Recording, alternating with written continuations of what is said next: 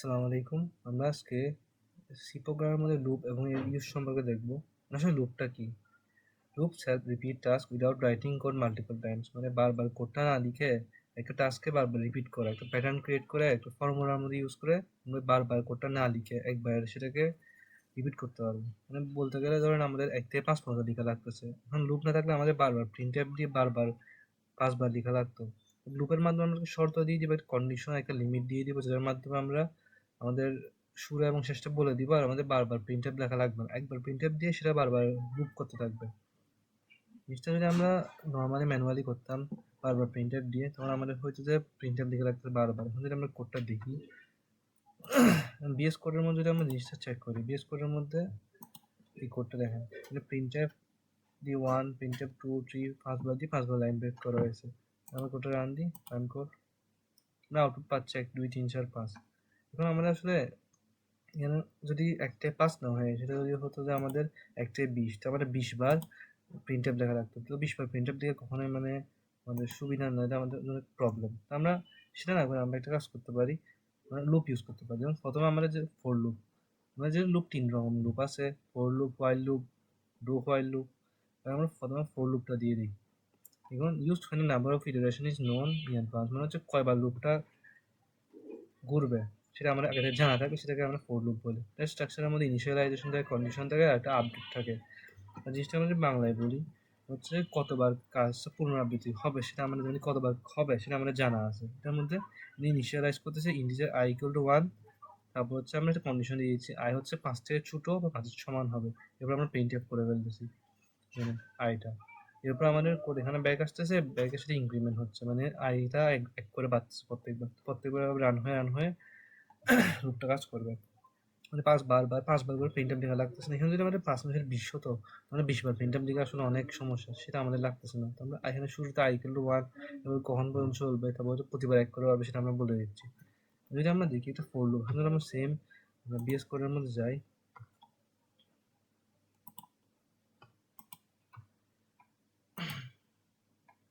মানে for loop দেখি আমরা। ফর লুপের মধ্যে এখানে আমাদের হচ্ছে বারবার প্রিন্টএফ না লিখে আমাদের একটা কন্ডিশন দেওয়া আছে, integer i equal to 1, i small r equal to 5, i plus plus, এবার এটা ক্রিপিং করে প্রিন্টএফ করবে যে i এর মানটা। আমাদের রান দিই, রান কর, আমাদের 1 2 3 4 5। এখানে আমরা সিগনিফিক্যান্টলি আমাদের কম কোড লিখে রাখছে, সেটা আমরা হয়তো যদি এক্ষেত্রে না বুঝি, যেহেতু আমাদের এখানের মধ্যে আমাদের 5টা প্রিন্টএফ চিন্তা করলাম আমরা। এখন যদি আমরা লুপের মধ্যে 5 চিন্তা না করে যদি সেটা আমরা চিন্তা করতাম 20, আমাদের রান দিই 20 15, কিন্তু 20 15 যদি আমরা ম্যানুয়ালি করতে চাই, তাহলে 20 বার প্রিন্টএফ লিখে রাখবো, যেটা আসলে অনেক লম্বা কোড করে ফেলবো, যেটা আমরা চাচ্ছি না। আমরা আমাদের কোডটা কম্প্যাক্ট এবং এফিশিয়েন্ট করতে চাচ্ছি। এখন যদি আমরা দেখি, আমাদের আরো 2 ধরনের লুপ আছে, সেটা হচ্ছে একটা হোয়াইল লুপ।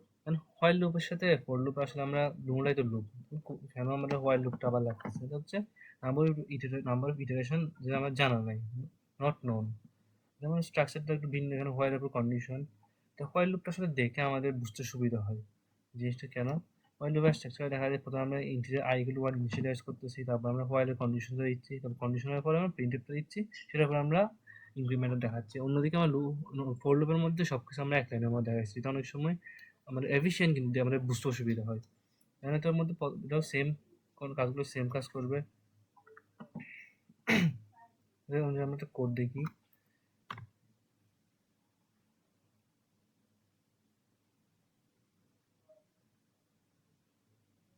আমরা হোয়াইল লুপের মধ্যে দেখতে কোড দেখি।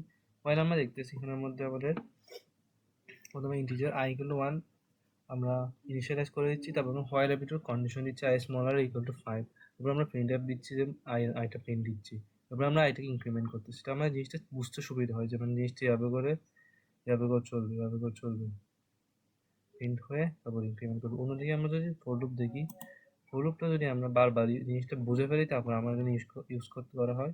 বাট ফর লুপটা অনেক সময় বুঝতে একটু অসুবিধা হয়, জিনিসটা যে এরকম করে যাবে, এরকম করে আসবে যে for loop i equal to 1, i smaller than 20, তারপর প্রিন্ট, তারপর ইনক্রিমেন্ট। অনেক সময় আমরা মনে করি যেমন এইভাবে জিনিসটা লিনিয়ার যাবে যে প্রথমে আয়ের মান দেখবো, স্মলার দেন 20 দেখবো, তারপর আমরা ইনক্রিমেন্ট করে ফেলবো, তারপর প্রিন্ট করবো। সেটা হচ্ছে তো আমাদের ভুল হয়, জিনিসটা আসলে এরকম না। আমাদের i=1 হবে, আর স্মলার দেন 20টা চেক হবে, তারপর যদি চেকটা কারেক্ট হয় তাহলে হচ্ছে আমাদের প্রিন্ট হয়ে যাবে, তারপর এটা ইনক্রিমেন্ট হবে, মানে এক বাড়বে ইনক্রিমেন্ট। এরকম না যে এটা মানে লিনিয়ার যে এখানে যেটা দেখা যাচ্ছে, শুধু ওয়াইল্ডে গেলে আমরা জিনিসটা ভালো করে বুঝতে পারি যে i=1, তারপর হচ্ছে যে কন্ডিশনে i smaller or equal to 5, ওটা প্রিন্ট হয়ে যাচ্ছে i এর মান, তারপর হচ্ছে আবার i তে ইনক্রিমেন্ট হচ্ছে। এখন যদি আমরা আমাদের ডু হোয়াইলটা দেখি, ডু হোয়াইলের মধ্যে আসলে similar to while but condition is check after execution, মানে হচ্ছে যে হোয়াইল আর ডু হোয়াইল প্রায় সেম, বাট হচ্ছে এখানে কন্ডিশনটা একবার এক্সিকিউট হওয়ার পরে দেখে, মানে প্যাটার্নের মধ্যে দেখা যাচ্ছে ডু চলে আসছে আগে, হোয়াইলের কন্ডিশন সহ হোয়াইলটা পরে নেমে যাচ্ছে, অ্যাটলিস্ট একবার এক্সিকিউট হবে যদি কন্ডিশন ভুল কন্ডিশন না হলেও। মানে এর মেইন ব্যাপারটা হচ্ছে কমপক্ষে একবার, মানে একবার চলবে লুপটা, হচ্ছে আমাদের কন্ডিশন ফেল করলো ওটা একবার চলবে। সেখানে যদি দেখা যাচ্ছে ডু ইন্টিজার i=1 বলতেছে, তারপর ডু প্রিন্ট আপ করতে বলতেছে, তারপরে ইনক্রিমেন্ট করতে বলছে, তারপরে সে কন্ডিশন দেখতেছে, কাজ প্রথম হয়, তারপর সত্য চেক হয়, সত্য থাকলে কাজ পুনরাবৃত্তি হয়, আর সত্য মিথ্যা হলে কমপক্ষে একবার চলে, মানে অ্যাটলিস্ট ওয়ান, যে কোনো শর্তে। তাহলে আমরা ওয়াইলের কয়েকটা ইউজ দেখি আমাদের ভিএস কোডের মধ্যে। ডু ফাইলের ক্ষেত্রে আমরা দেখতেছি এখানে ইন্টিজার i=1 এখানে হচ্ছে do printf percent and I হচ্ছে i প্লাস প্লাস, তারপর হচ্ছে হোয়াইলের কন্ডিশন। অথবা যদি আমরা এরকমও বলি যে মানে i=2 or smaller than 1 0, তারপরে যদি আমরা দিই তারপর আমরা রান দিই, রান কোড।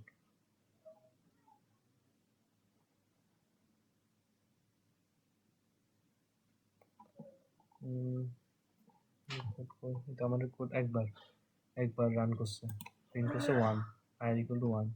সেখানে যদি আমরা ওয়াইল লুপের মধ্যে জিনিসটা করতাম, এখানে যদি আমরা ওয়াইল লুপে ইকুয়াল টু 0 দিতাম তাহলে আমাদের লুপটা একবারও রান করবে না, আচ্ছা আমাদের লুপটা একবার রান করে না। যদি আমাদের এটাকে 1 না দিয়ে 1 দিই, 0 না দিয়ে আমরা দেখতেছি 1 রান করছে। এখানে পার্থক্যটা হচ্ছে যে হোয়াইলের মধ্যে কোড কন্ডিশন চেক হবে, চেক করে যদি কন্ডিশন ফেল করে রান করবে না। ডু হোয়াইলের মধ্যে কন্ডিশন মিনিমাম একবার চেক হবে, 0 দেওয়ার পরে এখানে এগুলো 1টা একবার প্রিন্ট হয়েছে।